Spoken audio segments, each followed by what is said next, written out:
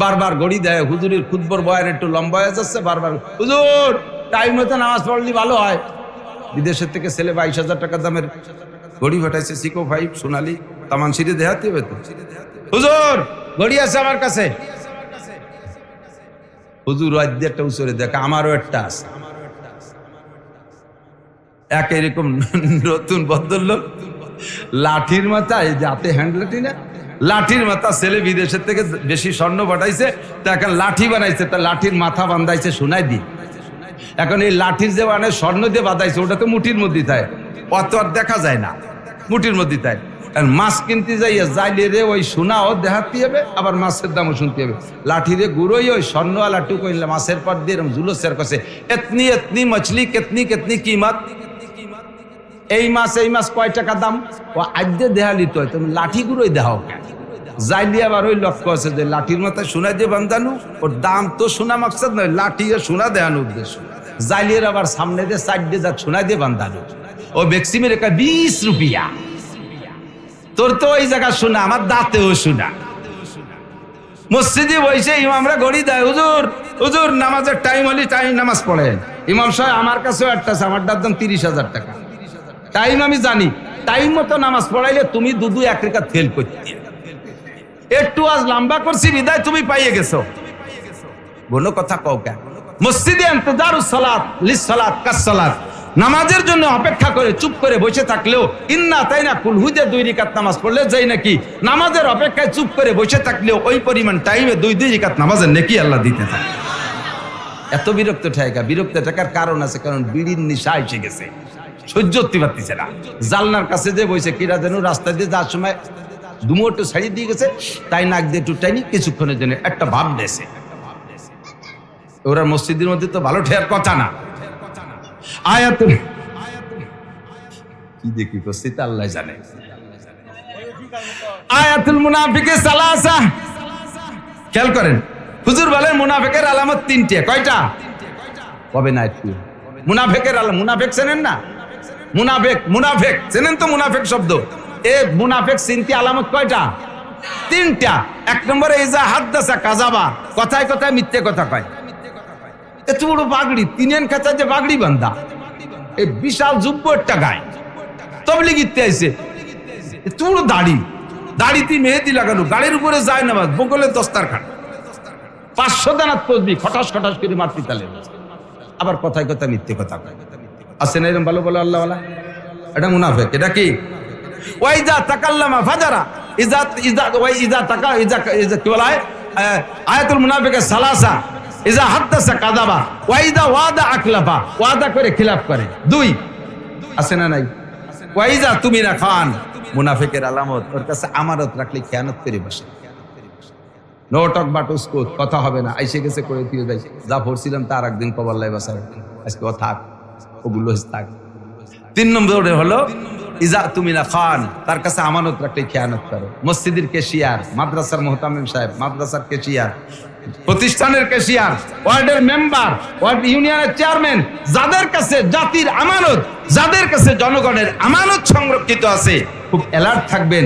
বিশেষ করে ফতোয়ার কিতাবের ভিতরে খুঁজে দেখেন, উলামায়ে কিরামের কাছে জানেন মসজিদের আমানত এটা আগুন, হাত দেবেন না, স্পর্শ করবেন না। কেশিয়ার সাহেবদের আমানতের মশলা একটু বলে দিয়ে যাই। যদি মসজিদের টাকা আপনার কাছে থাকে, সাপ্তাহিক খুচরো টাকা কালেকশন হয়েছে, অনেক হয়ে গেছে, এখন এই টাকারে আলাম বানাতে হবে, আস্ত বানাতে হবে। এত খুচরো টাকা থাকলে বয়ে নিয়ে বেলানো ঝামেলা, এইটা ইচ্ছে মতো একা একা বাজারে যাইয়ে দোকানের থেকে বাঙ্গাইয়া আলাম বানায় আনতে পারবেন না।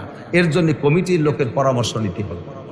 খুচরোরে আলাম বানানো, আলাম রে খুচরো বানানো, এটা আপনার একার অধিকার নাই। আপনি যদি এটুকু করেন তা আপনার আমানতের খেয়ানত হবে।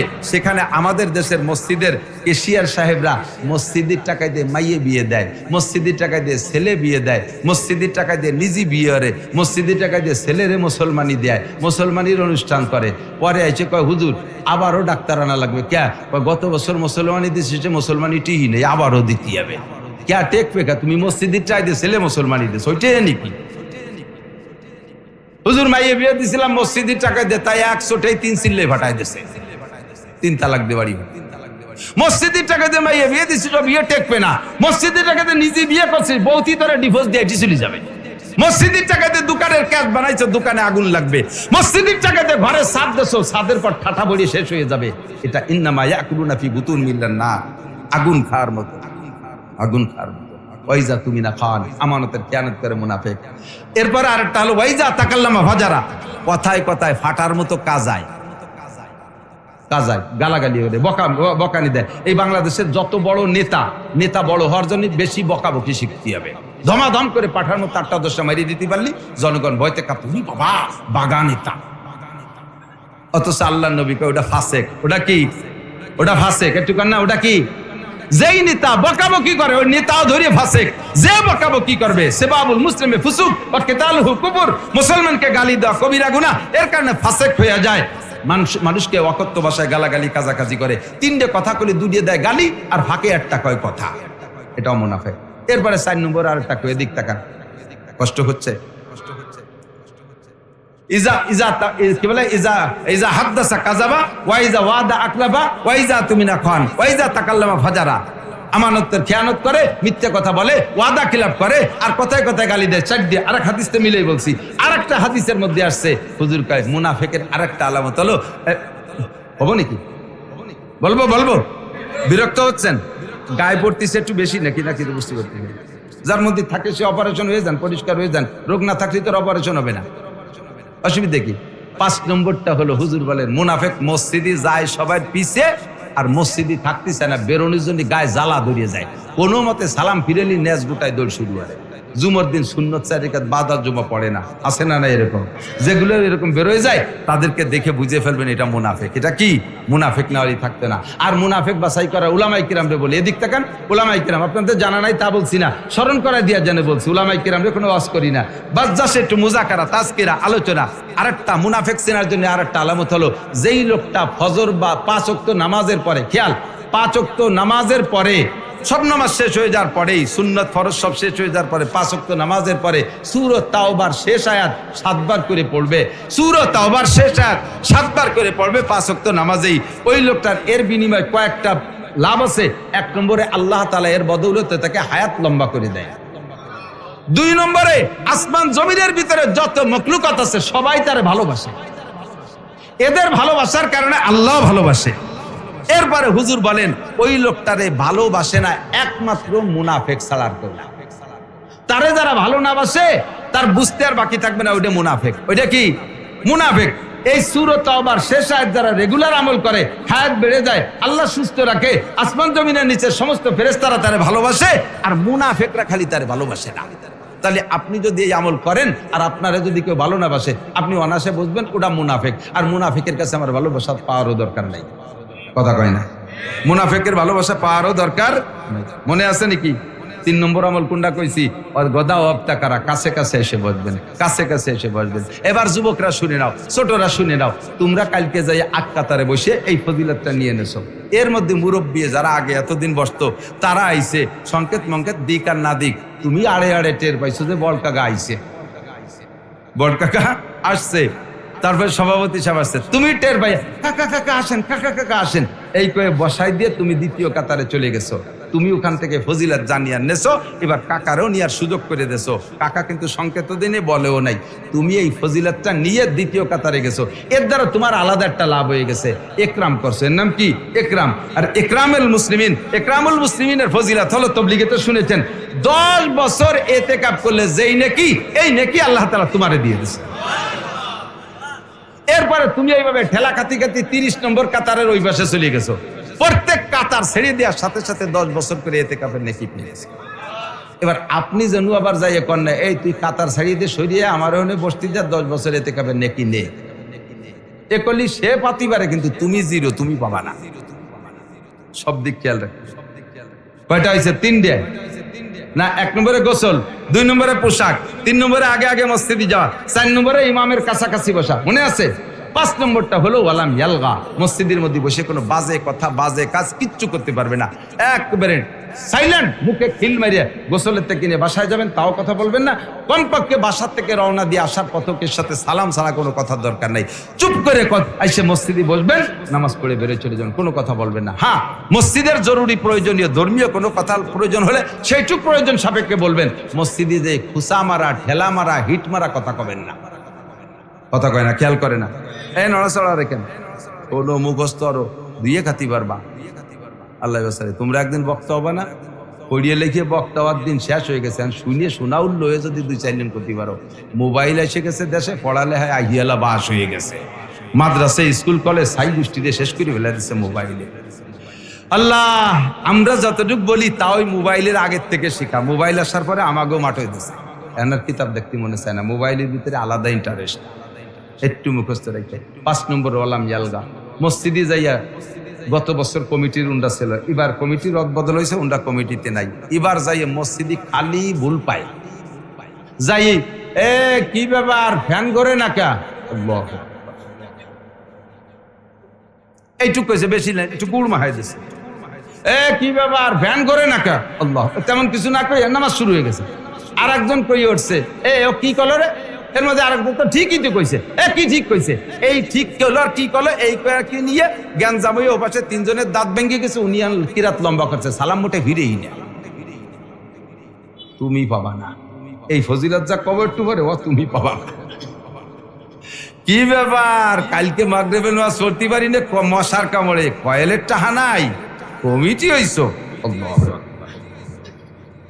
একটু খুশাই দিয়ে গোল গাল হয়ে নামাজে দাঁড়াই গেছে, ও রাজ্যে তো বাড়ি বাড়ি শুরু হয়ে গেছে। হাত্তা তাসবিক, এইভাবে আঙ্গুল ঢুকাই আঙ্গুলের মধ্যে দিয়ে এরকম বসাকে তাসবিক বলে। হুজুর বলেন মসজিদের মধ্যে তাসবিকও করবা না, কারণ এভাবে বসা থাকলে আচানক একটা মোড় লেগে যায়, কড়কড় করে নখ ফুটে আঙ্গুলগুলো ফুটে ওঠে, মসজিদের মধ্যে আঙ্গুল ফুটানো মাকরু।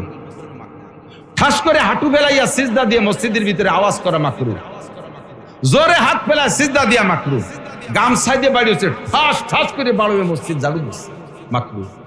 মসজিদের মুসাল্লার ইমামের মুসাল্লা খান, জায়নামাজ খান, এইটার উপরে ময়লা এমন ভাবে ঠাস করে মারছে বাড়ি, 2 জনে কাইফি উঠছে, এটা মাকরু এবং তাহরিমি মাকরু, মসজিদের আদবের খেলাফ। আল্লাহ পাক বলেন, ওয়ামাই ইউআযযিম শাআইরাল্লাহি ফাইন্নাহা মিন তাকওয়াল কুলুব। যারা শিয়ারে ইসলামকে সম্মান করে তাদের কলবটা তাকওয়াল কুলুব, তারা মুত্তাকিন, তাদের দিলটা মুত্তাকিন দিল। আর মুত্তাকিনের লাভ কি? আরে ভাই, শিয়ারে ইসলাম মানে কি? ইসলামের নিদর্শন 1 নম্বর, বোঝে নাই, খেয়াল করেন, শিয়ারে ইসলামকে সম্মান করলে তাকে আল্লাহ মুত্তাকিন বলেছেন, বলেন না সুবহানাল্লাহ। শিয়ারে ইসলাম কাকে বলে? যা দেখে আল্লাহর কথা মনে পড়ে তারে কয় শিয়ারে ইসলাম। একটা সিনেমা হল দেখলে আল্লাহর কথা মনে পড়ে, এলি কথা কয় না রে, খেয়াল শুনতেছেন না, না ছেড়ে দেবো। সিনেমা হল দেখলে আল্লাহর কথা মনে পড়ে, কলেজ দেখলে তো অবশ্যই নবীর কথা মনে পড়ে, ঠিক না? মসজিদ দেখলে কার কথা মনে পড়ে? মাদ্রাসা দেখলে কার কথা মনে পড়ে?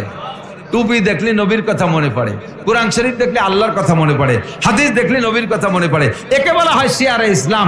যা দেখলে ইসলামের কথা মনে পড়ে তাকে বলা হয় শিয়ারে ইসলাম। 1 নম্বরে মসজিদ, মসজিদ দেখলে বোঝা যায় এই এলাকায় মুসলমান আছে, মন্দির দেখলে বোঝা যায় এই এলাকায় হিন্দু আছে, ঠিক কি না? হুজুর আল্লাহ পাক বলেন যে শিয়ারে ইসলাম মসজিদকে সম্মান করে সে একটা মুত্তাকিন। আর মুত্তাকিনদের লাভ কি? ইন্নালিল মুত্তাকিনা ইনদা রাব্বিহিম জান্নাতুন নাঈম, মুত্তাকিনদের অনেক পুরস্কার আছে, তার ভিতরে 1 নম্বর হলো মুত্তাকিনদের জন্য জান্নাতুন নাঈম, অসংখ্য নিয়ামত ওয়ালা জান্নাত রয়েছে, কোন সুবহানাল্লাহ। তাহলে এই 5টা সুন্নাত মনে আছে তো? 5টা কয়টা? 1 নম্বরে ভালো গোসল, 2 নম্বরে সুন্নতি পোশাক, 3 নম্বরে আগে আগে মসজিদে যাওয়া, 4 নম্বরে ইমামের কাছাকাছি বসার চেষ্টা করা, 5 নম্বরে মসজিদে যাওয়া আসার পথে এবং ভিতরে থাকা অবস্থায় আজে বাজে কথা বা কাজ না করলে। এবার আপনি বাড়ি থেকে মসজিদ আর মসজিদ থেকে বাড়ি গেছেন, হুজুর বলেন ফি কুল্লি খুতুয়াতিন আমালুস সানাতিন, ফি কুল্লি খুতুয়াতিন আমালুস সানাতিন। ঘরের থেকে মসজিদে যাওয়া আর মসজিদ থেকে ফিরে বাড়ি যাওয়া, যাওয়া আসার পথে প্রত্যেক কদমে আল্লাহ তাআলা আপনাকে 1 বছর নফল ইবাদতের নেকি দিবেন। সাহাবায়ে কেরাম বললেন মিনাইয়া আমালিন ইয়া রাসূলুল্লাহ, হুজুর 1 বছর নফল কোন ইবাদত? হুজুর বলেন সিয়ামুহা ওয়া কিয়ামুহা, রাওয়াহুন নাসাই, নাসাই শরীফের হাদিস। হুজুর বলেন 1 বছর নফল নামাজ ও 1 বছর নফল রোজার নেকি দেওয়া হবে। কাজেও বলতে চাইছি সেই কথাটা যত জায়গা বলা হয়েছে যে নফল ইবাদতের নেকি দেওয়া হবে, এই নফল ইবাদত কি নফল ইবাদত? সিয়ামুহা ওয়া কিয়ামুহা, লাগাতার নফল নামাজ আর নফল রোজা। একটা মাসালা শুনলে শিখলে আল মাজলিসু ফিকহিন খায়রুম মিন ইবাদাতি 60 সানা। হুজুর বলেছেন আমি এখান থেকে চলে গেছিলাম বহু দূরে, ঘুরে ফিরে ফিরে জায়গায় আইছি। হুজুর কয় মজলিসু ফিকহিন খায়রুম মিন ইবাদাতি 60 সানা, যে জায়গা মাসলা মাসাইলের আলোচনা হয় ওই মজলিসটা একটা মাসালা শুনলে শিখলেও আপনাকে 60 বছর নফল নামাজ ও নফল রোজার চাইতে বেশি নেকি দান করা হবে।